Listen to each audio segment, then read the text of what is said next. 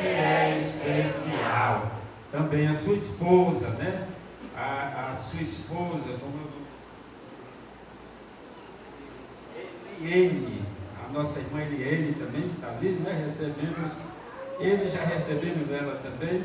Fique à vontade, a senhora é muito bem-vinda, todos são muito bem-vindos. Vamos, nesta oportunidade, ficarmos de pé e fazer esta oração e já passando aqui a palavra para o nosso querido irmão. Santo Deus, eterno Pai, Senhor, nós te agradecemos, ó Deus, continua, Senhor, abençoando o teu servo e toda a tua igreja, irá receber esta noite esta mensagem. Fala poderosamente ao nosso coração, Senhor, no nome de Jesus, usa o teu servo no poder do teu Espírito Santo, Pai, no nome de Jesus. Amém.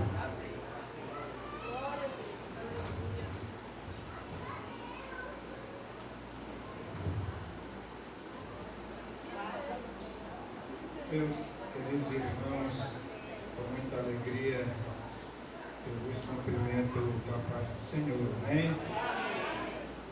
Muita felicidade de estar de volta a esta casa. E quanto mais a gente vem, mais aumenta a responsabilidade. Eu estou agradecendo também a Deus por esse pastor, não o conhecia, e creio que a partir de hoje vamos tornar um elo de amizade para a glória de Deus. Parabenizo a igreja pela iniciativa. Oxalá se todas as igrejas tivessem trabalhos voltados para essa temática, família. Porque a família está sendo desconstruída e pesa sobre os ombros da igreja como coluna e baluarte da verdade, prezar pelos valores da família, a primeira instituição divina.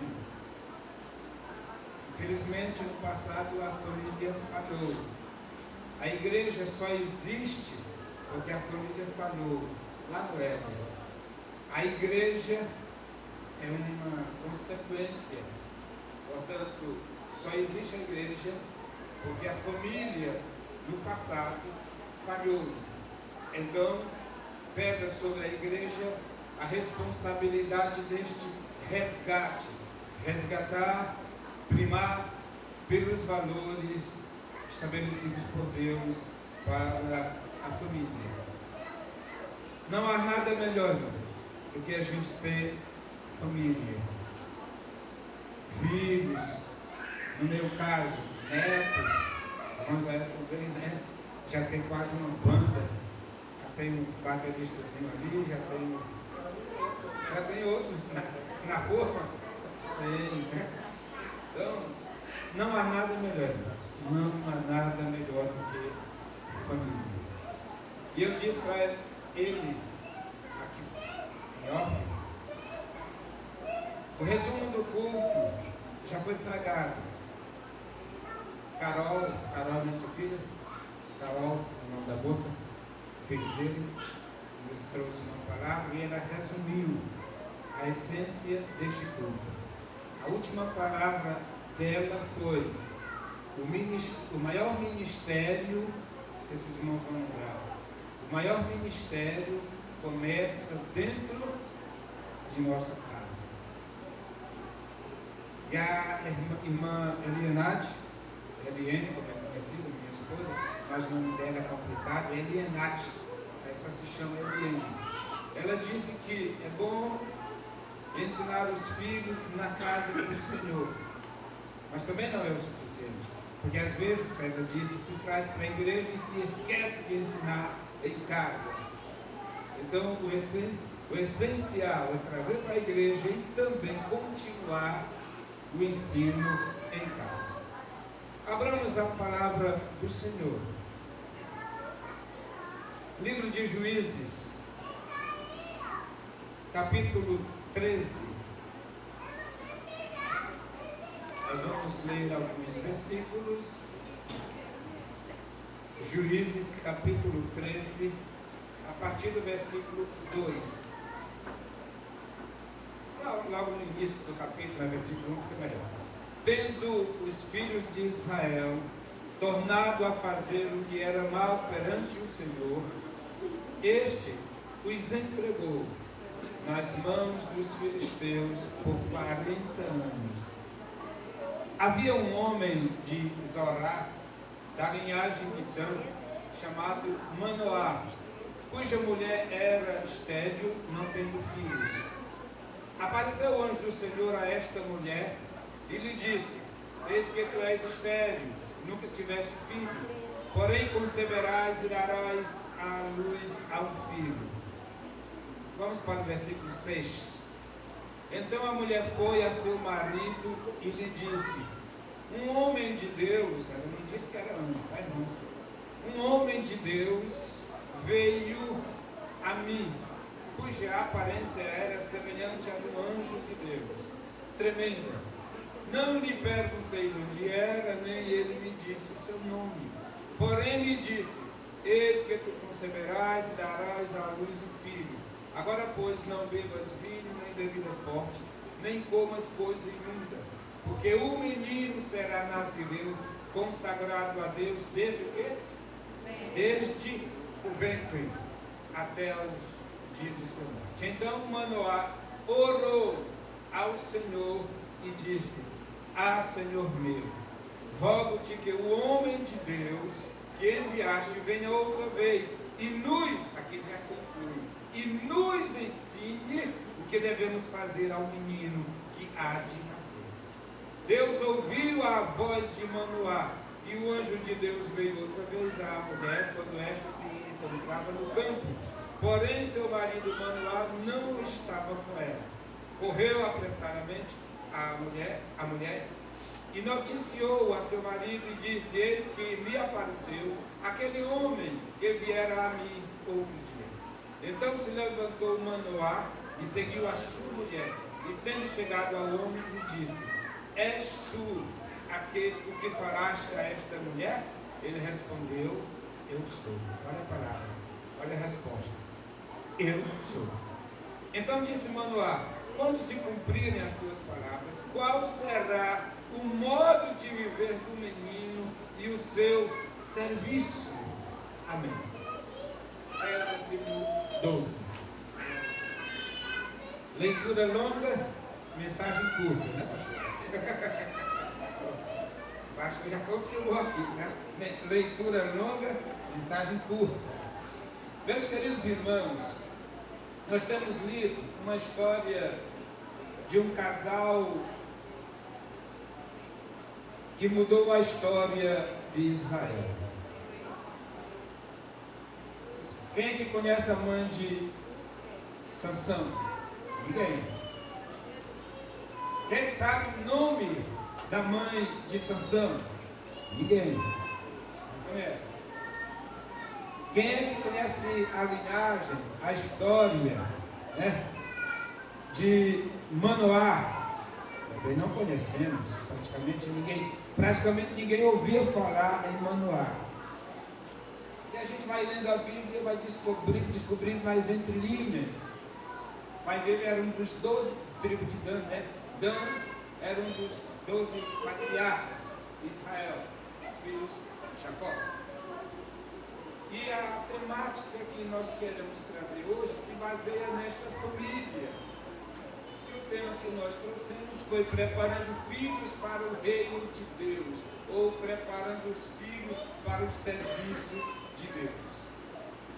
Aqui é um trama, é uma história narrada no capítulo 13, que começa dizendo que os filhos de Israel viviam fazendo o que era, o versículo 1, fazendo o que era mal aos olhos do Senhor. O livro de Juízes fala das constantes crises morais e espirituais de Israel. Eles sempre, a Bíblia diz, sempre eles voltavam a pecar contra o Senhor. E Deus levantava juízes. E aqui nós temos um casal, Manoá, o esposo, e a mulher era uma Maria da vida, digamos assim. Não tem nem nome aqui na Bíblia, no livro dela, o nome dela. Não consta o nome da esposa. Mas essa mulher foi fantástica. Esta mulher sem nome foi fenomenal. Ela dá um exemplo aqui de fé em meio à crise. Israel vivia aqui 40 anos em crise. Os filisteus dominando Israel. As pessoas fazendo o que era mal aos olhos do Senhor. Mas havia uma mulher sem nome, orando a Deus. Havia um esposo preocupado com a esposa. Havia uma mulher que respeitava a liderança do esposo no lar. Mas havia um conflito. Este casal não tinha filhos.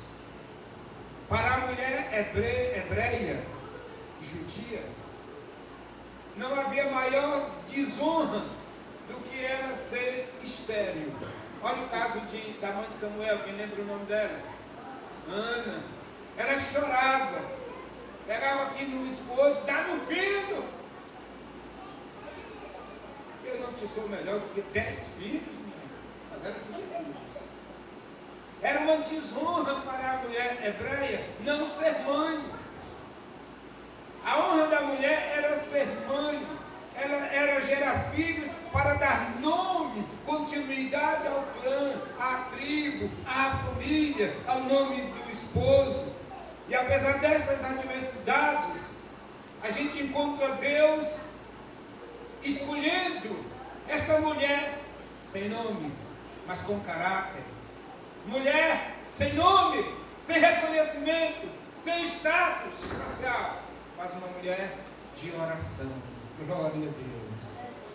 Em meio a tudo isso, em meio à crise, na época dos juízes, surge um mensageiro, um homem de Deus. O texto diz, um homem de Deus. Ela via como um homem, mas na verdade o texto diz que era o anjo do Senhor. Alguns estudiosos dizem que era uma teofania, ou seja, uma manifestação corpórea, física, visível de Deus. E eu acredito nisto, porque quando Manoá diz, como é o teu nome? Ele vai dizer, por que perguntas meu nome que é maravilhoso? E o nome do Senhor é maravilhoso lá em Isaías. Maravilhoso, conselheiro, Deus forte para a eternidade. Manoá pergunta, foi você que apareceu para minha esposa? Você é aquele que falou com ela outro dia? E ele diz, eu sou. Esta expressão é o nome de Deus no hebraico. Eu sou. Glória a Deus. E o anjo do Senhor, o homem, o mensageiro, trouxe a mensagem para esta mulher sem nome, sofrida, desonrada pela sociedade. Quem sabe ela tinha orado tantas vezes, Deus, dá-me filhos, eu quero gerar filhos, para que um deles seja um homem de Deus, seja um juiz em Israel. Mas ela tinha esse conflito, ela era estéril. E o homem de Deus surge na história dizendo a ela, eu sei que você é estéril. É como se o anjo do Senhor dissesse, eu conheço tuas lutas, tuas lágrimas, teus conflitos, a desonra que você sofre na sociedade. Mas você vai ter um filho consagrado a Deus desde o ventre. Eu vinha de casa conversando com minha esposa e eu disse, olha filho, eu vou lhe dizer uma frase linda. O projeto de Deus para nossos filhos começa no coração da mulher. O projeto de Deus para nossos filhos, para a família, começa no coração da mulher. E ela diz, como será? Eu sou estéril. Mas o maravilhoso estava dizendo, você será mãe. Você vai gerar um filho em cuja cabeça não passará navalha. Ele será o nazireu de Deus. Essa mulher nos dá um exemplo de lealdade ao esposo. Ela não foi a vizinha da esquerda nem a vizinha da direita dizer: olha, apareceu um homem na minha casa e trouxe uma mensagem estranha dizendo que eu vou ser mãe e eu não posso ser mãe, eu sou estéril. Não, ela honrou a liderança do lar. Ela honrou a liderança do lar. Ela correu ao esposo e disse: olha, apareceu um homem lá em casa. E pela mensagem que ele trouxe, ele tem a aparência